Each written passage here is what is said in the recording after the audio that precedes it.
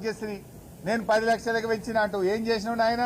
ఇలా ప్రైవేట్ ఆసుపత్రులలో మేము ఆరోగ్యశ్రీ కింద వైద్యం ఇయ్యము, ఆసుపత్రులు బంద్ చేస్తాము అంటున్నారు.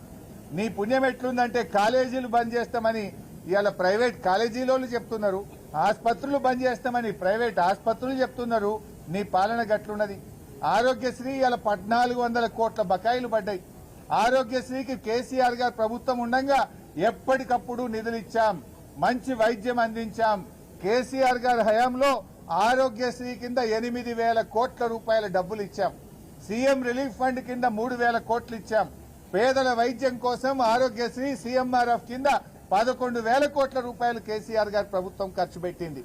నువ్వు వచ్చినాక 1,400 కోట్లు ఆరోగ్యశ్రీ కింద బకాయి పడ్డాయి. ఇవాళ పేదలకు ప్రైవేట్ ఆసుపత్రుల్లో ఆరోగ్యశ్రీ సేవలు నిలిచిపోయినాయి. సిగ్గుపడాలి నువ్వు. ఇప్పటికైనా ఆరోగ్యశ్రీ నిధులు విడుదల చేయి, పేదలకు వైద్యం అందేటట్టు తక్షణమే చర్యలు తీసుకోవాలని చెప్పి ప్రభుత్వాన్ని మేము డిమాండ్ చేస్తా ఉన్నాం.